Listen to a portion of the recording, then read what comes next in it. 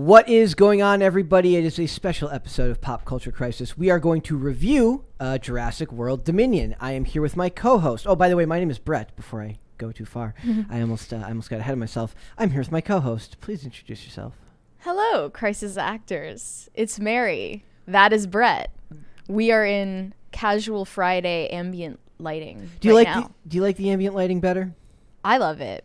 It's a vibe. She says that the overhead lighting along with the studio lights tends to blow her skin tones out and makes her look very pale. Well, because everyone has been commenting I look like a ghost. Very ghostly. Pale is great. Ghosts are good.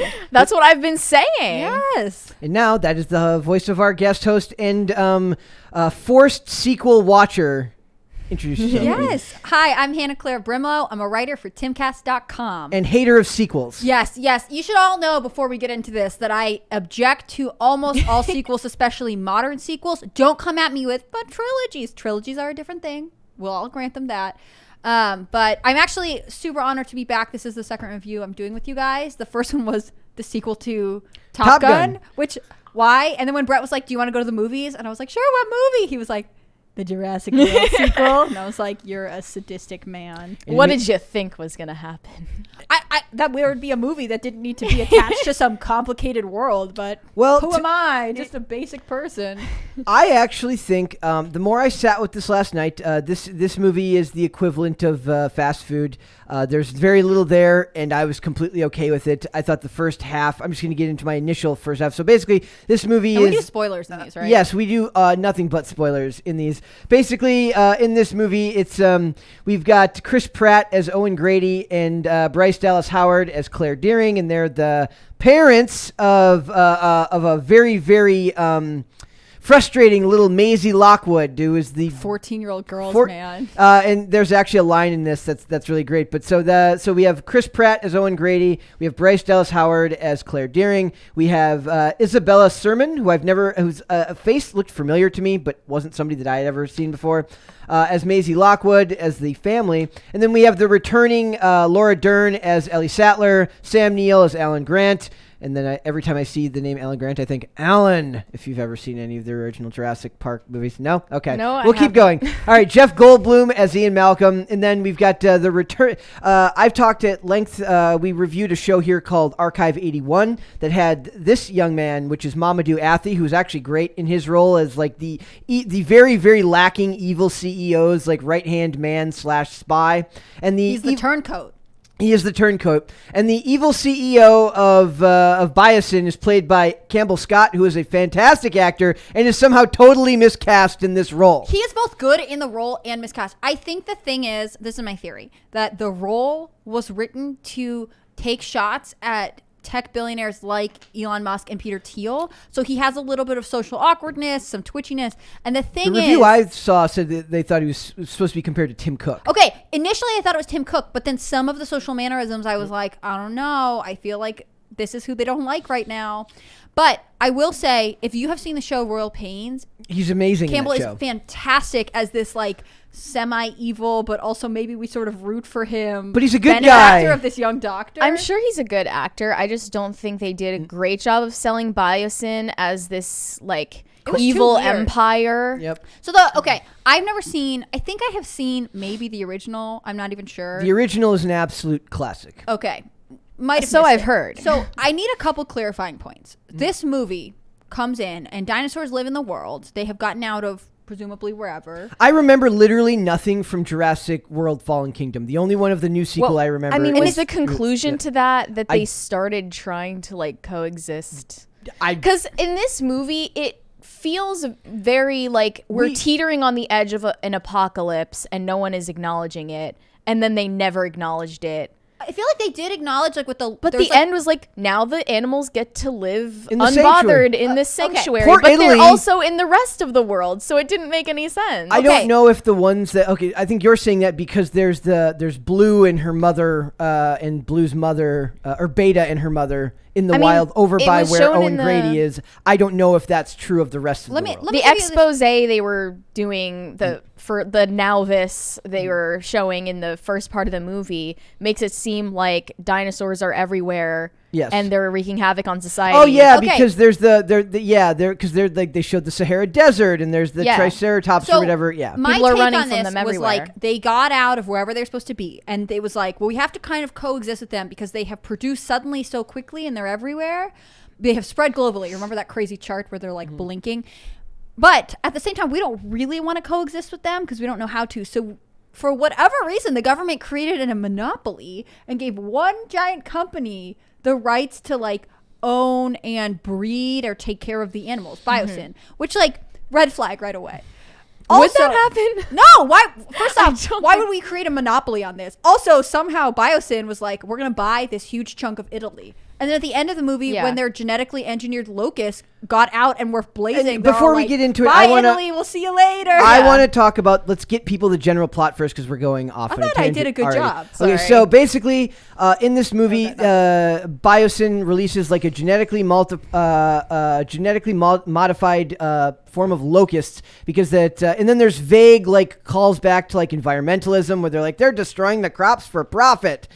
This, and that. And the idea here is that Laura Dern's character, Ellie Allen, have to get inside of Biosyn and get a sample of this locust so that they can leak it to the media. Leak it to the Times. The Times. And when they get in there, Jeff Goldblum is helping them. That's when we hear the really cringy line about sliding into DMs from people in their 70s, and that's just rough. that was just wrong. That so that's their side the one plot. line that really bothered me. The old people's plot is they need to get into Biosyn to get this sample of this locust so they can prove that this is an evil corporation giant doing megacorp with sole responsibility. Who is could evil. have foreseen Who could that have foreseen? Biosyn I is also evil? laugh whenever Biosyn, the global monopoly Okay. on dinosaurs. And remember, okay, so that's that plot, and then the other plot in this movie is that Chris Pratt as Owen Grady and Claire Dearing from Bryce Dallas Howard have their child played by what's the character's name? Maisie Lockwood. But she's not their child. It's I not just their child. realized that she played Victoria in Twilight. Okay. Sorry, go on.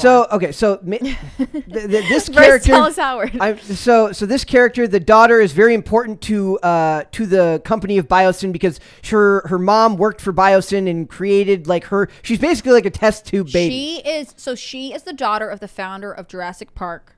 She's the so Maisie is like the pseudo granddaughter because her mom was that person's daughter and essentially cloned herself. Yes. And then also, as we find out later, her illness. fixed her daughter after Okay. she's born by replacing her genes, But- so she had. So her- How did she clone herself? Before we get into, I'm just saying before we get into that, I'm saying so their mission, Owen Grady and Claire Dearing's mission, is to get into Biosyn as well, but because to Biosyn get back has their stolen this to child.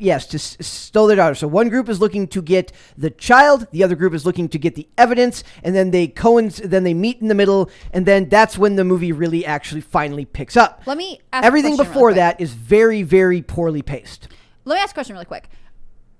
So they have this moment, they're like living in the woods in Sierra Nevada. Yes. And it's gorgeous and they're whatever, don't go into town, Maisie, and because someone will see you and people will kidnap you. But they also say like we've had her for the last 4 years. So was she not in the other I don't remember movies? anything from So from we Fallen introduced Kingdom. this like clone child situation because Maisie never says like, well, before I lived with you guys, I lived in a lab, or like she never really gives an explanation. She just acts like a surly teenager who's like, you guys don't let me have any freedom, Which is fine. Like I was actually don't care about that, but, it was funny when she finally gets rescued, and then Hannah Claire is like, "Oh, now you call them mom and dad." Yeah. And She's also like, there's like a scene and she's like, it's my parents, and I was like, oh, okay, fine. we also have B.D. Wong returning as Dr. Wu. Can I give a whole thing about B.D. Wong right Yep. now? B.D. Wong plays the forensic psychiatrist who consults on Law and Order SVU. yeah. So he's frequently talking to children. And there are a couple scenes where he and Maisie are interacting one-on-one, and he's giving her these kind of background information because I guess he like knew her mom. They kind of worked together. And he has the same tone as talking to her. And I was like, Really? are we in an interview room? I didn't think that he was very like trustworthy. I'm a fan of B.D. Wong. He's really interesting. He got to start on Broadway, but every time he would talk to Maisie, I was like, are we in a forensic interview in the New York Police Department? Because he just couldn't get away from that energy. Like, the explanation that he launched into with like how she was made, I didn't quite understand after maybe I would need the background of the other movies, but or real science, not just movie science. Yeah, like she was cloned, but she was like incubated in Charlotte, but Charlotte wasn't actually. There was no dad. Yeah. They like compare her to the dinosaur who they're like, well, we had this dinosaur and we were missing some genetic code, so we breeded it with this lizard that's known to reproduce on its own. And so that's essentially what Charlotte did. And we're supposed to be like, she breeded herself with something that reproduces on her own. I got really annoyed because he kind of says it like, and then like this gets reinforced by other female characters that like, basically she loved you so much you really were her child even though you're actually just a copy of herself. But also because Maisie has kind of thought she's like an experiment from like there are deeper themes and her there character development had to involve accepting her adoptive parents as her parents. Yeah, but what bothered me was that I think it's BD Wong, whose name as a scientist I don't remember. Dr. Wu says like she wanted you so much she like had you on her own. Like we're supposed to be like that's thanks superior feminism to having two parents. It's way better that your mom was so driven by her career that she test tube created you so you don't have any parents to care for you after you die, because science and being a fancy lady scientist are so great. Like pass on and the then feminism. like if you just inject some random liquid into a baby, they no longer have a genetic disorder. She replaced Good all job. of her genes. The deeper themes here, this movie was not equipped to handle. That's very clearly true. They didn't need to include the mom theme at all, as far as I'm concerned. It would have been if all it was just them trying to get back their adoptive daughter. From a group of people, like give any reason why she can't be why Biosyn wants to steal her, and just make it about getting her back, and it would have been fine. They didn't need the extra stuff. I was thinking maybe this movie has some unexpected assumptions or messages baked into it, just because you're showing that the experiment of like the ideal that Biosyn had, that we can learn more about ourselves by learning about dinosaurs, or that we can learn to coexist and they're just as valuable beings as us, and have just as much dignity as we do. They were proven wrong in like a fiery like rain, literally like raining fire and explosions and death. I feel like Maisie's like storyline with her calling mom, out the hubris of taking science too far. That's a very central theme of the original. Right, but at the same time they're showing Maisie as like this miracle of science that I would argue would still be taking it too far. Yeah, I would argue that like it is also kind of a form of hubris. Like Maisie's storyline with her mom functions to link together our two plot lines, right? The older people trying to get this genetic situation from the locust, and the younger people trying to get the girl. And Maisie has to go to the factory or the Biosyn headquarters in Italy, because she is this link between cloned reproduction, like the dinosaurs are kind of, and also Wu wants to study her because her mom went this extra step and cured her of her genetic ailments. He needed to use her to fix the locust. Which fixed the locust. So that's how they link them together. Again, the thematic emotional elements, like I would argue, it's trying to be like lady scientists can accomplish anything, and in some ways, like I think that part was cringy to me. That part didn't really work. had a tragic and I think it ending. does speak to a little bit of hubris, right? Because like as it turned out, you left this kid who now has massive identity issues, is being targeted, and has no understanding how she got here, and she is essentially alone. Like I don't know how she stumbled into Redhead and Chris like Pratt's the lap. miracle of modern medicine. The two characters that I think did the best outside of the of Chris Pratt and Bryce Dallas Howard were the two newcomers, not the original trilogy, but that's because I never really liked. Who's Lady Air Force girl?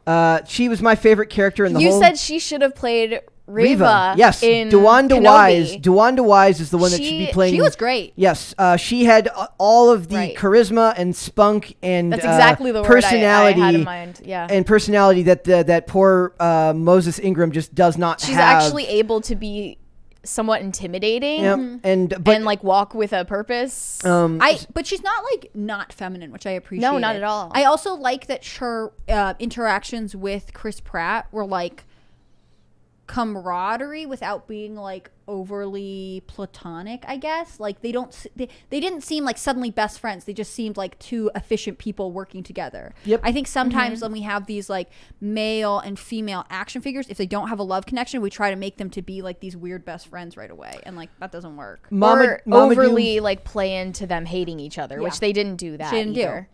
Mamadou Athie as the guy who is like second in command to Campbell Scott's poorly designed Lewis Dodgson CEO character. Mamadou Athie might have the greatest voice in Hollywood right now. The way he talks is he's got this very deep, very specific voice that I absolutely love. Those characters, I think, kind of carried the through line here. I didn't really care about the old characters. My favorite scene in the whole movie was the scene where Claire has to slowly wade out into the swamp, and that was the best shot, most artistically done bit of actual... Because she's slowly sinking underwater. Yes, the actual tension was done very, very well there in a way that the rest of this movie didn't manage to accomplish. Also had Daishin Lockman as the female mercenary type person who had the she was okay. The dinosaurs. She's great as well. She was in Dollhouse. If anybody's ever seen Dollhouse. I can't imagine filming these movies because as we watch this, like Dallas, Bryce Dallas Howard. That's Ron Howard's daughter. The scene where she's like crawling through this wilderness, trying not to attract the attention of large dinosaur, and then she goes underwater and pulls her head under, and like there's a shot where it's sniffing above her and like roars. I don't think they needed that shot. I thought it was kind of cool, but it did make me think like, do you think that as an actor, there's any that having to work in these heavily CGI productions takes any of the romance out of like being on location? Like there's a scene in the beginning where Chris Pratt is like the modern cowboy, like riding a horse and like chasing a other type of dinosaur. Sorry guys, this is rough for me. He wrangles it. Yeah, he wrangles it the way one would wrangle cattle, except now we have dinosaurs. And like, first off, can we just talk about the fact that this movie was, I thought Brett would love it, just that it's so like cowboys and dinosaurs and explosions and fire. But like watching the scene, they must have taken him out to this beautiful like area in America and been like, film this thing, and then we're gonna put a dinosaur into it later, or like maybe they use or they do it the opposite, and he has to do it on set on green screen. Like I just wonder what it's like to produce these things. I'm not saying it's bad. It's just like, what a strange time to be in, where even as an actor, most of your world isn't real. Maybe demands more of them. Maybe. I have to say, though, Chris Pratt personally single-handedly can bring the leather trench coat back, or like leather like ankle length jacket back into fashion. Like the whole safari Western aesthetic of this movie, fantastic. I thought they did a really good job of like creating suspense in those, like the chase scenes with the dinosaurs. And like all of the action scenes, I genuinely was invested in it, and I usually am like tune out. Yeah.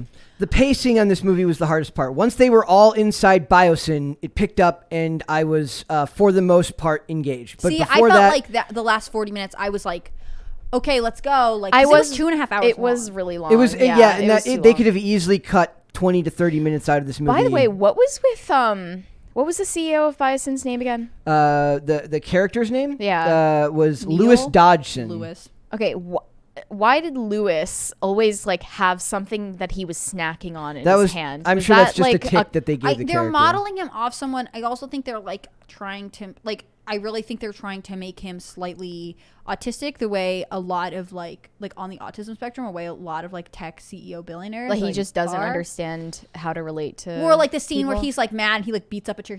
When they first meet him, even they make him heavily make it like awkward. Yeah, I don't know what the point of that was. I thought initially with the way he was styled, he was supposed to be Tim Cook, but then later I was like, oh, I think you are making kind of an impolite dig at like Elon Musk or Peter Thiel. Really? Mm-hmm. That's my current theory.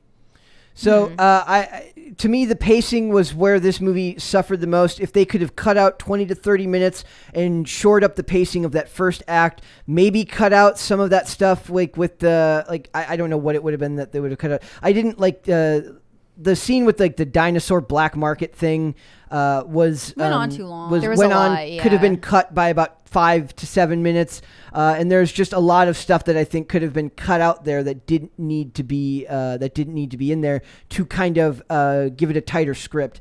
But those were the parts that spoke the most to me. I think thematically, this movie like really tried to figure out what it was trying to say about family and never quite managed to nail it. I like agree. we have this Cologne orphan child, and then we have this couple who like doesn't really have kids, and then we have these like older people who we know were in the other movies, the scientists, and like she's recently divorced and he never had a family. And at the end we get a lot of group they were family together shots. in the first trilogy. Okay. We get a lot of group family shots, like when they're all reunited and like running through the burning Italian forest that's like Biosyn's created for the dinosaurs, like where it's like, oh, it's like the grandparents and this young child and the parents and these like funny uncles and like this one lady aunt. Like there's an illusion of like you need community to survive in an unknown world, but I think they were afraid to make it a pro-family movie. It was also directly. contrasted with the work culture that they showed at Biosyn, where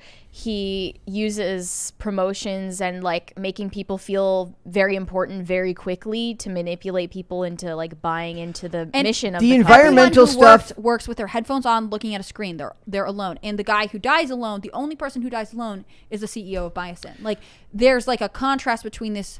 It's like they wanted to make a like pro-family movie, not necessarily pro-family values, just like family and community are good, but they also were afraid to commit to it too seriously. So no, that's why I don't this, think it was afraid. I think it was poor writing. I just don't think they fleshed it out the way they wanted to, or that stuff was there and got left on the editing room floor. See, I think it's like pacing.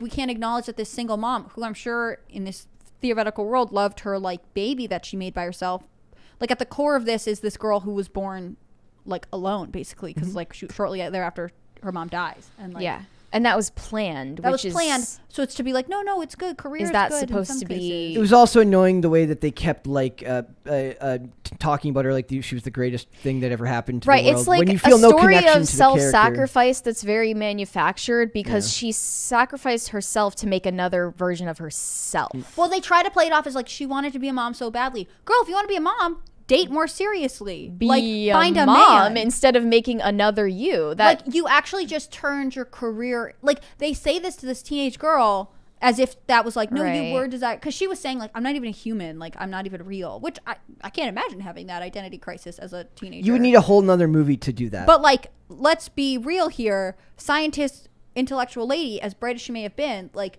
she picked her career, and we're supposed to play it off as like, but it worked out because she got Maisie. But like, actually, she picked herself. Yeah, she just wanted to perpetuate herself. There was also not enough of the dinosaurs. I'm guessing for most people who love these movies, the middle was I'm guessing that or the just, dinosaur fight towards the end, I didn't like the pacing of that. It was really slow and in the darkness, and everything was moving at once while they were running away, and then in moments they could have gotten into the helicopter, they didn't. There was a couple of shots like that. Sloth finger dinosaur came up and was like, I'll fight I you was like, now. where did this one come from? And why are they on the same team? Because they're taking out the hybrid. It's a hybrid? The one that the I believe, at least as far as I understand, the one that they destroyed. Was that end, like nature winning out? Yes. See, the T-Rex gets I thought to it was be like a time the apex concept. predator It's supposed to be them taking out the hybrid of of themselves. I don't know. I thought the Giganotosaurus was like from the earliest time period and was the biggest, and it was kind of a commentary as like time moves on, these other species create a new world order and. That could be. I could be misreading. I thought it was about them beating up the one that was a hybrid. Because I thought part of it was like the T-Rex and the. I think I was like confused because like, are we supposed to be rooting for the T-Rex I think or the I think you're supposed to. I'm probably wrong about that. So whoever's in the comments is going to eviscerate me. But you're right. Like I think because the T-Rex is such an important character to this series with the logo and everything that's you're supposed to be rooting there. Okay. There was the great shot where it passes through the circle and it frames the logo of the show. I thought it was that they had never been in the the same environment before because they were in different time periods. Yeah. Could be. I thought that one of them was a hybrid, but I'm probably wrong about that. So somebody in the comments will have to let me know. I did think that that Chris Pratt and Bryce Dallas Howard did a reasonable job of making it feel as if they were a family with her. Can I ask you a question? Mm-hmm. Did they I tried to pay attention to this when I started to pick up on it. Did Pratt and Howard ever actually kiss on the lips? I don't think they did. I think he may have picked. No. He may have gone who is it? Kirk Cameron, who like refuses to kiss anyone who's not his wife. I don't think they did. I think they just hugged. Yeah, and he like kissed her on the cheek and like put his arm around her. Also, I thought he did when they were. I don't think they ever did. I think our one big like romantic kiss scene was the older scientist couple. Yeah. Which like, again, interesting. Is that like an intentional choice? Is this something we're gonna have to see if Chris Pratt no longer does in movies now that he's married to Arnold Schwarzenegger's daughter? That's a good question. Also, was she pregnant during filming? Because there are a couple scenes where she's wrapped in a blanket, and I kept wondering, like, I thought that at the end when they're on the, we were also mentioning that Chris Pratt's body was going through some changes too. I don't know if that was really. He was in better shape at the beginning of certain scenes, and then at the end it seemed like that. Yeah, like, but that could be. I mean, these movies, like this movie was being filmed during COVID, so likely there was a long gap in between that caused problems as far as staying in a certain shape that you have to be to get it all made. So, so is this something that you would want to see a sequel of? I'm asking. No, this is the end. This is a sequel. This is of a sequel of a sequel. This is the fourth in an installment, right? Yeah. But no, it's the third. It's the third in the news trilogy. When I was driving into work the day we were going to go see this, the radio told me that this was the last one. It is. You promise me? I promise you. Because, like, I will remain open-minded to trilogies, but if they make a fourth one, I hate all of it, you know? Yep. Part of it was like, okay, this was fine. This was, to me, not as good of a sequel as Top Gun Maverick. No, not even close.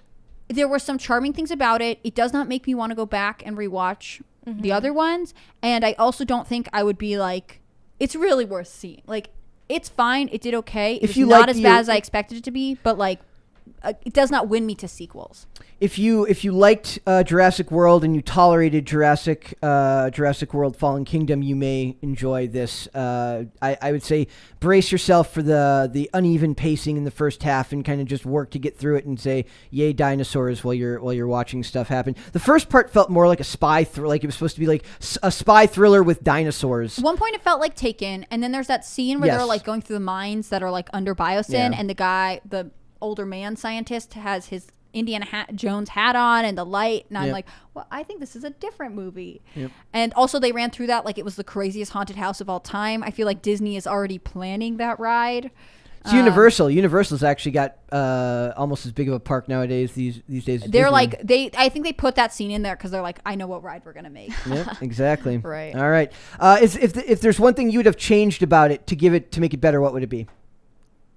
Make a more convincing villain CEO. Yep, absolutely. That was going to be my answer too. He was never fooling anyone. Also, it was awfully lucky that they had someone on the inside who was immediately helping them. Been working there for like 6 weeks. Right. Also, I want to say that the weird like anti-capitalist, pro-environmentalist message was very like they tried it at the beginning and it just kind of gave way at the end, and they didn't really follow through. An anti-capitalist argument at various points because it's like people are selling dinosaurs, but then it's like, well, the global elites awarded one single exclusive contract to one giant mega company. Yeah, what do you think is going to happen? You're allowing the black market to flourish. That's a complete monopoly. I don't think you understand what you are removing all competition, which kept anything from being kept in check and allowed one company to control what essentially became a very serious resource and responsibility. Like, I think the whole introducing biosyn, both the CEO and the concept of it was poorly done, and therefore like this vague enemy that we're supposed to root against doesn't make sense. It seems like it was avoidable at a lot of turns before we get to the point that we're like burning down this random valley. Also, I want to point out that in the real world, you don't burn down the valley. You just hire your gazillion lawyers to just tie this up in court for like 100 years. Like this doesn't end this way in the real world. Well, they end with it being like the whistleblower is going to testify before Congress. Even and I was then, like, before Congress, like this happened in Italy. This is a global corporation. Like you're acting like this is an American thing when you guys are basically making an anti-globalist argument here. Like this seems like wide-scale control of things went very badly. Yes, but they're like, well, we've got to testify before Congress. Well, my guess is that the company's an American-based company, so so they had to testify. That runs all of its operations in Italy? Oh, just that one facility. that its major operation runs in Italy, and we're like, American, don't worry about it, no questions And asked. it just got destroyed. Well, okay, no. Also, Right. that was my favorite thing. No, It's like going up in smoke, and they're like, well, everyone's going to go now. And I swear the Italian government is like, wait a minute. If Apple has something seriously bad happen in one of their factories overseas, do they testify before Congress in whatever country that is, or do they do it here in America? They do it here in America. They can be taken to court in that country. But my guess is that they would still have to answer for their actions here as an American I don't think that's corporation. necessarily true. If they have a factory in China that explodes and people die, the Chinese authorities investigate. America's not going to do that. But they would, I guess. But the But the idea here majority is, of their commerce is done in America. They are licensed in America. So if they had like a data security breach, that would be done in America. But Apple is facing a ton. I mean, Google, Apple, they're all under scrutiny in Europe right now, and those are technically American-based companies. They can face charges in other places. I think just because we are Americans, they ended on this like the government, which awarded the single contract, is now going to investigate essentially themselves. Like Basically. that doesn't make any Then sense. repeat. Sorry, I know this is like a hobby horse right now, but like. That really bothered me, and it made me wonder if like the rest of the franchise just doesn't really make sense. It's literally a summer blockbuster. It's not really supposed to make a whole ton of sense. I think you're applying more. Dinosaurs, I hate when he explosions, says stuff like that to me. cowboys, fire, a dinosaur flying down in the sky from a plane into the ocean. He roped a dinosaur like it was a horse. You're not. Like, you're that's not what coming to people this for came to logic. see. There were moments that I wanted to be like, I'll suspend disbelief and this will be cool, but like Two a huge lot of dinosaurs stuff didn't But fighting poor each other. government management of a billion-dollar corporation is where she draws the line, I don't- ladies and it's gentlemen. just that like we're supposed to Too set- close to home. But you guys both said that like this villain was poor, and like this villain was set up in this convoluted way that doesn't make sense. And I think because thematically they're trying to make some political points without actually making any political points, they never fully created a narrative and a structure that supports like a bad guy, right? This It villain never was re- not believable because all of his employees were suspicious of him Yep. to begin with.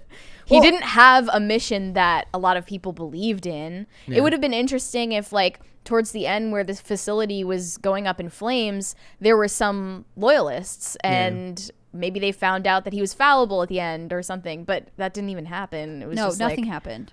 lame. I just think that like the actor himself did a good job with the material he had, but the material was poor. And I think that again, this is one of my things with like big action and CGI movies. Like I think they rely, like you both just said like, oh, well, there are dinosaurs in it. Like, okay, cool. But like, this is why I hate sequels that are like heavily special effects oriented, because they just start throwing out the plot line. They're like vague reference to bad CEO. Good enough. Put And a we were dinosaur also on it. talking yesterday about how movies like need their own internal logic, at least, to follow.